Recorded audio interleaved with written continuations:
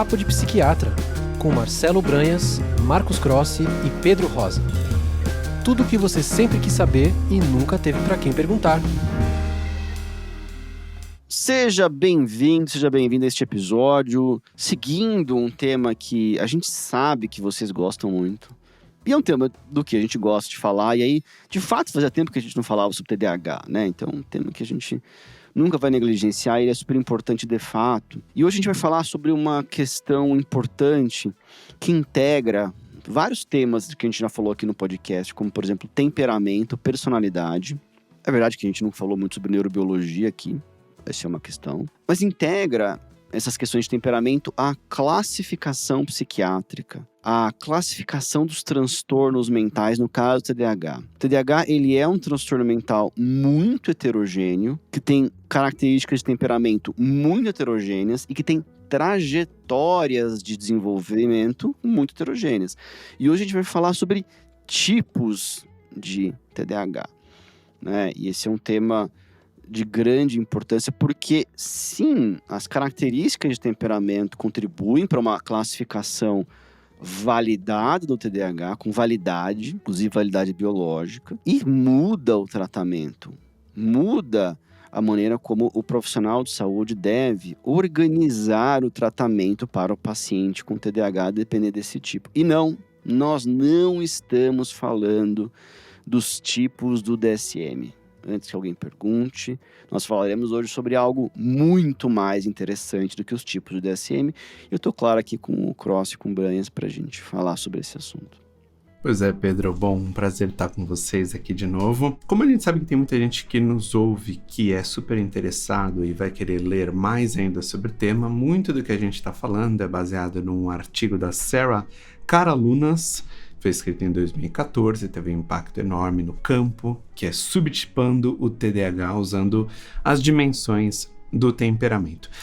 Bom, que nem você falou, Pedro, uma coisa bastante importante que a gente vê na prática clínica são pacientes com TDAH com distintos perfis temperamentais. A gente sabe que as pessoas são diferentes do ponto de vista de personalidade e você incluir isso na sua avaliação consegue fazer com que você tenha uma abordagem mais customizada para o seu paciente. A gente tem aquele paciente TDAH mais clássico, talvez por assim dizer, ou mais intenso, com uma impulsividade grande, que de certa forma tem uma dificuldade maior de fazer tarefas que exijam um planejamento, mas que também, além disso, toma decisões impulsivas na vida, não premeditadas, mas a gente tem outros pacientes com TDAH que são mais neuróticos, que têm mais emoções negativas, que é um nível maior de ansiedade, então tem de tudo quanto é tipo. O que a gente vai focar, claro, nesse episódio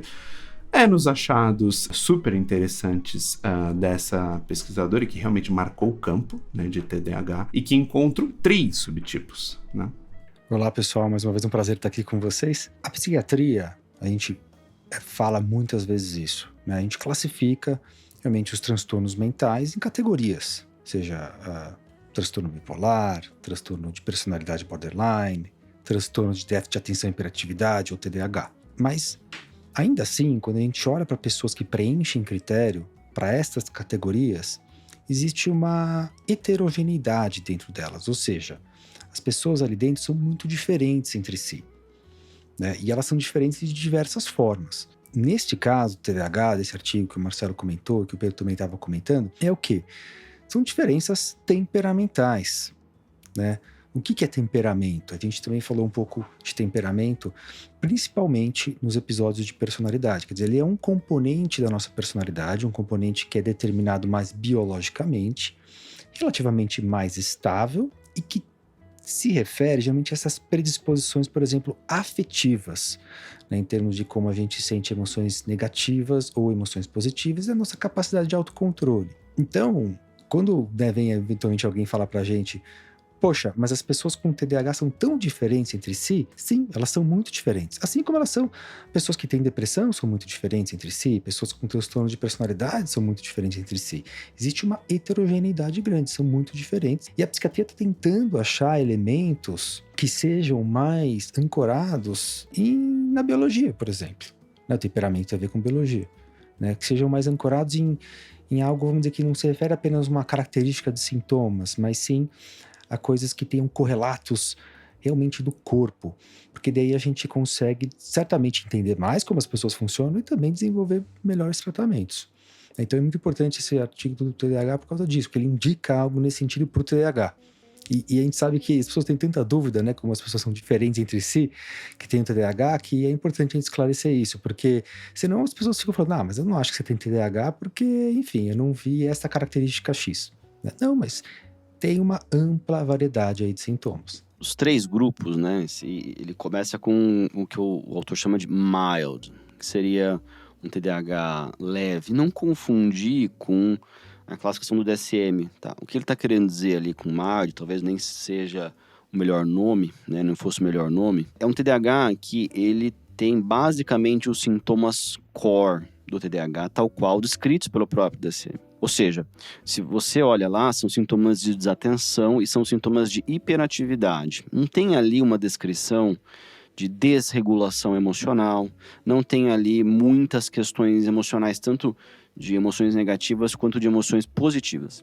Você tem ali dificuldades de atenção, impulsividade, dificuldade de organização com o cotidiano, de procrastinação, dificuldade de iniciar, completar a tarefa, tendência à distração, tendência à dificuldade de esperar a vez, de uma certa desinibição na hora de falar, questões do indivíduo ter uma dificuldade com objetos que são perdidos toda hora. Quer dizer, são esse conjunto de sintomas que a gente já falou bastante, né, em outros episódios, mas são esses sintomas core. Agora, quem trata pacientes com TDAH, a gente percebe que existem outras manifestações e como qualquer ser humano, o indivíduo com TDAH vai ter o seu temperamento emocional, ele vai ter suas características pessoais de emoções. E através desse outra chave de olhar, esse outro, digamos assim, esse outro, como é que a gente pode dizer, esse outro frame, esse outro arcabouço de pensar, eu escrevi coisas aqui que são predominantemente impulsividade, sem carga emocional importante. Impulsividade pode ou pode não ter uma carga emocional tão marcante, desatenção, hiperatividade. Mas na hora que a gente pensa em emoções do paciente TDAH, como é que fica? E aí é uma questão a gente já falou muito sobre o modelo dos 5 fatores, desde aquele episódio Leia a Sua Personalidade, depois tem vários episódios sobre o modelo dos 5 fatores. A gente falou sobre o neuroticismo, o modelo biosocial da personalidade borderline, no episódio passado. Quer dizer, a gente fala muito sobre isso. E veja como aqui foi justamente essa questão de temperamento de emoções que foi capaz de separar um grupo de pacientes com TDAH em 3, né? E você tem o mild, que não tem grandes aspectos marcantes do temperamento. Claro que esses pacientes têm emoções positivas e eles têm emoções negativas, mas não tem níveis muito diferentes da população sem TDAH. Não é isso que chama atenção nesses pacientes, enquanto os outros 2 grupos, esses sim, têm variações muito importantes de emoções positivas e de emoções negativas, mostrando como o temperamento é fundamental para a gente descrever de maneira satisfatória as pessoas que têm transtornos mentais, no caso aqui TDAH. Pois é, Pedro. Um dos grupos esse que você falou, do mild ou leve, e um outro grupo que eu achei super interessante, que é um dos 3, é o com alta surgency, que a gente pode pensar de maneira simplificada como alta extroversão ou alta tendência a experienciar emoções positivas.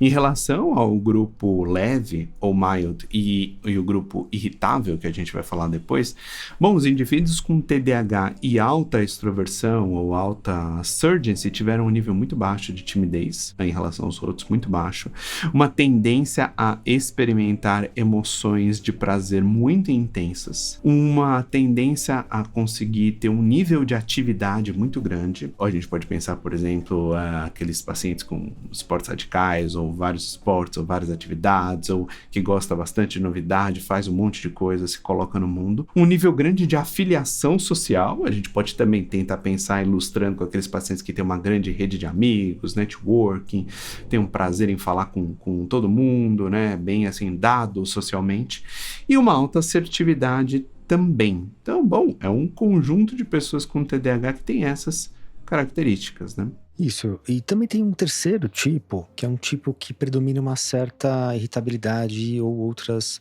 também emoções negativas. Então a gente vê eventualmente indivíduos que têm TDAH, mas que vão ter essa predisposição a sentir emoções negativas de diversos tipos, como raiva, desconforto, medo, tristeza, uma dificuldade de se acalmar, que se correlaciona também com esse traço de personalidade do neuroticismo. A gente percebe na história de algumas pessoas, e também estudos mostram isso, como o TDAH ele pode ser um precursor de outros transtornos mentais mais para frente. O TDAH ele diagnosticado ali na infância, na adolescência, e eventualmente a pessoa desenvolve outros problemas relacionado ao transtorno mental. E muitas vezes a gente vê histórico desse TDAH com uma irritabilidade um pouco maior se desenvolvendo aí em transtornos externalizantes, transtorno de conduta, eventualmente até um transtorno de personalidade. E o interessante é que nesse estudo conseguiu observar também alguns correlatos neurobiológicos, né, associados a esses subtipos. Então, por exemplo, esse tipo de irritabilidade, esse subtipo de TDAH com muitas emoções negativas, está associado a um tônus menor parasimpático. E se vocês se lembram disso, né, não sei se alguém uma vez já comentou isso com vocês, mas a gente tem um dos sistemas nossos de resposta a estresse é o sistema nervoso autônomo, né, que ele pode ser dividido em simpático e parasimpático. O sistema simpático é esse sistema que aumenta a nossa frequência cardíaca, né, eventualmente faz a gente suar, a gente treme, né, vai muito sangue para os nossos músculos, ou seja, a gente está realmente preparado aí para luta ou para fuga, né, que geralmente fala. E o sistema parasimpático é o contrário, ele vai diminuir a frequência cardíaca, pode ajudar as pessoas a se acalmarem. Esses sistemas estão em equilíbrio e é interessante notar que esse subtipo do TDAH mais irritável realmente mostrou um tônus maior simpático, um tônus menor parasimpático, ou seja, realmente são indivíduos que vão ter aí uma dificuldade menor em responder a algumas situações que geram eventualmente emoções negativas. E tem várias formas de medir isso. No estudo ele mede de uma forma específica relacionada a como as frequências cardíacas variam. Então, é muito interessante isso, porque em psiquiatria a gente sempre busca, assim, quer dizer, o que acontece com o cérebro, o que acontece com o corpo. Então, esse é um exemplo de uma alteração relacionada ao sistema simpático-parasimpático e que faz todo sentido biológico ter essa alteração nesse tipo de indivíduo. Acho que vale um contexto aqui. Todo mundo sabe que a psiquiatria tem inúmeros estudos de neuroimagem, de diferentes métodos, e isso é uma questão que todo mundo interessa pelo funcionamento do cérebro, e a gente já teve século do cérebro, quer dizer, isso é uma questão muito, muito importante para a elucidação da natureza dos transtornos mentais. Uma das muitas conclusões que a gente chegou, depois de décadas de estudo dos transtornos mentais, é que as anormalidades que a gente encontra na estrutura e no funcionamento do sistema nervoso central, elas não são anormalidades em comparação com os controles que são específicas para um transtorno mental em questão em contraste com outro. Ou seja, essas anormalidades, elas são inespecíficas. Ou seja, transtornos mentais diferentes podem ter padrões semelhantes. Se alguém pergunta, bom, isso é muito estranho, porque a gente esperava que fossem alterações específicas. Mas isso não significa que a psicopatologia ou extremos de emoções, pensamentos, comportamentos não tenham relação com o funcionamento dos transtornos mentais. É possível, e aliás é o mais provável, e é o que esse estudo suporta como evidência, oferece uma evidência para essa tese que eu vou apresentar, para essa hipótese de que, na verdade, a gente não encontrou essa especificidade porque nossa classificação ela é ruim, porque nossa classificação ela é inespecífica, porque a gente precisa de uma classificação que tenha uma coerência maior com o funcionamento do sistema nervoso central. E ocorre que uma classificação que é baseada no temperamento, ela é uma classificação que tem uma coerência muito maior com o funcionamento do sistema nervoso central. E esse estudo oferece esse suporte claramente porque há uma amplitude de emoções negativas, uma amplitude de emoções positivas tem uma relação com tipos de TDAH, e esses tipos se relacionam, em função dessa peculiaridade de apresentação clínica, emoções positivas e emoções negativas, se relaciona com circuitaria cerebral específica, isto é, emoções negativas, circuitaria de amígdala, córtex frontal, e que tem ali uma questão, a gente falou disso em algum outro episódio, eu não estou lembrado qual para ser franco com vocês, mas a gente falou disso, né, de ter uma ideia de que uma regulação de córtex frontal sobre circuitos muito relacionados a emoções negativas, esse é um balanço que acontece sob estresse, né? E emoções negativas têm a ver com regulação do estresse, e as emoções positivas sobre recompensa, sobre circuitaria de recompensa, né? De um indivíduo ele sentir ele ter busca por novidade, emoções positivas, assim por diante. Ou seja, a gente consegue encontrar uma especificidade, e isso é uma coisa que é muito relevante para a ciência, né? Muito relevante para a psiquiatria, para as neurociências, para a psicologia, da gente ter uma classificação das manifestações clínicas que tem uma coerência com o funcionamento do sistema nervoso central. E naturalmente, a gente vai ter tratamentos específicos para neuroticismo, a gente tem tratamentos específicos para extroversão, e a gente vai conseguir lidar com isso. Então, por exemplo, um paciente desse tipo 2 Surgent é um paciente que ele provavelmente não precisa de treinamento de assertividade. Ele já é uma pessoa assertiva. Em contraste com outros pacientes que tem TDAH, que tem, olha, o mesmo diagnóstico e muitas vezes super se beneficiam de treinamento de assertividade. Um paciente mild, ele precisa de um foco em atenção, ele não vai precisar aprender a gerenciar emoções negativas como um paciente que tem o tipo 3 irritable, que é de emoções negativas. Então, a gente vai começar a organizar um tratamento, talvez nesse componente modular de módulos específicos, ou seja, a gente vai de uma classificação de um diagnóstico para a especificidade do paciente, de algo específico, peculiar, que vista o paciente de uma maneira mais precisa. É disso que a gente precisa no tratamento de saúde mental, e esse paper é um paper muito importante. É claro que ele não é o único, né? Ele já é um paper que tem 10 anos, quer dizer, muita coisa saiu desde então, e em grande medida a gente fala no podcast aqui sobre essas coisas, porque de fato, nos últimos 10 anos, o acúmulo de evidência nesse sentido é muito bom, muito interessante. Pois é, Pedro, eu acho que isso é um excelente exemplo, né, um trabalho como esse, de como uma medicina baseada em evidências e assim, multimodal, né, vendo dados de neuroimagem, dados de temperamento, dados clínicos, assim, e fazer tudo isso de forma baseada em evidência, né, fazendo um estudo bem feito, com design bacana, faz com que a gente tenha mais dados e mais ferramentas para realmente fazer uma medicina mais individualizada, né?